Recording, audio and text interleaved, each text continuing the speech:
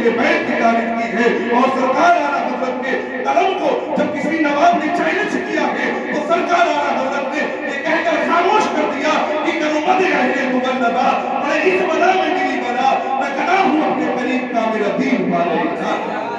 دیدار ملت اسلامیہ یہ سرکار اعلیٰ حضرت کی ذات، یہی وجہ دیدار ملت اسلامیہ ہے کہ آج 100 سال سے زیادہ سرکار اعلیٰ حضرت کو اس دنیا سے رخصت ہوئے ہو گئے ہیں، لیکن اللہ تبارک و تعالیٰ نے سرکار اعلیٰ حضرت کے نام کو بھی باقی رکھا ہے، کام کو بھی باقی رکھا ہے، ان کی محبت کو عاشقان مصطفیٰ کے دل میں بھی باقی رکھا ہے۔ تو سرکار اعلیٰ حضرت یہ پیغام دیتے ہوئے گئے ہیں، یاد رکھنا جو حضور سرور کائنات صلی اللہ علیہ وسلم سے سچے دل سے محبت کر لیتا ہے تو پھر اللہ تبارک و تعالیٰ اسے دایا نہیں جانے دیتا ہے، بلکہ اس کے نام کام اور اس کی عظمت کو بلند کر دیا کرتا ہے۔ کون اعلیٰ حضرت ہے؟ آپ زندگی کو پڑھیں، اعلیٰ حضرت ابھی 4 سال 4 مہینے 4 دن کے ہیں، لیکن آپ ذہنیت اعلیٰ حضرت کی دیکھیں، ان کی فکر دیکھیں، ان کا مقام و مرتبہ دیکھیں۔ 4 سال کی عمر میں جو بچہ نام الف پر اختلاف کر دے نا اسے سرکار اعلیٰ حضرت کہا جاتا ہے، اسے امام احمد رضا کہا جاتا ہے۔ وہ بچہ جو 4 سال کا ہے نام الف پر اختلاف کر کر بڑے بڑے علماء کے اپنوں کو جس نے تنگ کر دیا اسے امام احمد رضا کہا جاتا ہے۔ یہ کون اعلیٰ حضرت ہے؟ آپ تاریخ کو پڑھیں، 4 سال کے بعد جب 6 سال کی عمر میں پہنچیں گے تو منبر نور پر کھڑے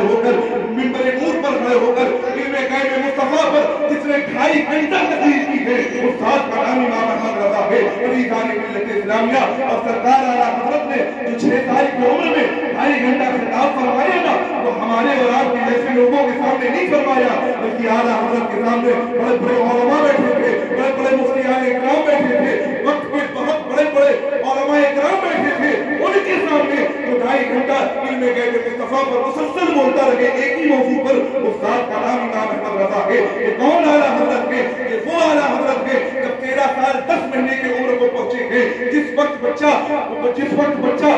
شعور کی منزلوں کو طے کرتا ہے اس وقت اللہ اکبر حضور سرکار اعلیٰ حضرت مسند عیسیٰ پر بیٹھ کر پہلا فتویٰ دیتے ہوئے نظر آئے گے۔ یہی وجہ دیدار ملت اسلامیہ ہے کہ دنیا کے کسی کونے میں چلے جائے آپ کو یہی معلوم ہوگا کہ وادی رضا کی وہ ہے، دیوارہ رضا کا ہے، اس سمت دیکھیے وہ علاقہ رضا کا ہے۔ دیدار ملت اسلامیہ سرکار اعلیٰ حضرت کے انہوں نے وہ کام کیا ہے کہ جب تک دنیا میں رہے نبی کی ناموس کی حفاظت کرتے رہے، جب تک دنیا میں رہے دین کا کام کرتے رہے، جب تک دنیا میں رہے نبی کے دین کو آگے بڑھاتے رہے، جب تک دنیا میں رہے تو اللہ اس کے رسول کی باتیں کرتے رہے۔ اور اس کے بعد جب سرکار اعلیٰ حضرت اس دنیا سے رخصت ہوئے گے تو یوں ہی نہیں چلے گئے گے بلکہ 1000 سے زائد کتابوں کو ہمارے درمیان چھوڑ کر گئے گے۔ یہ وہ اعلیٰ حضرت ہے جب تک دنیا میں رہے دین کا کام کرتے رہے، اور جب گئے تو کتابوں کو چھوڑ کر گئے تھے جس کے ذریعے سے اس وقت کے علماء دین کا کام کرتے ہوئے نظر آ رہے ہیں۔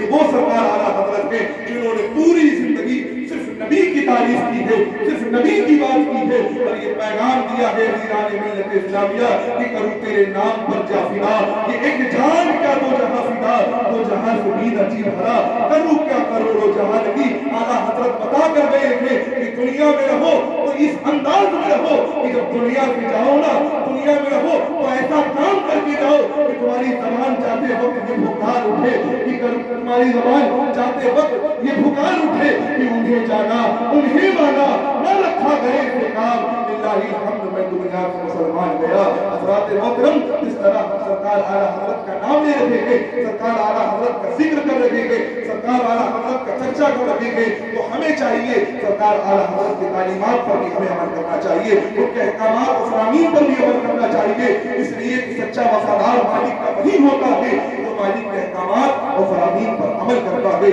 اللہ تبارک و تعالیٰ ہمیں حضور سرکار اعلیٰ حضرت سے سچی محبت کرنے کی توفیق عطا فرمائے۔ انہوں نے جو احکامات و فرامین ہمیں دیے کہ اس طرح زندگی گزارنے کا طریقہ ہمیں بتایا کہ اس طرح ہمیں زندگی گزارنے کی توفیق عطا فرمائے۔ حضور سرکار اعلیٰ حضرت اور ان کے شہدادگان کے فضل و برکات سے ہم سب کو مالا مال فرمائے۔ استغفر اللہ ربی من کل ذنب و اتوب الیہ۔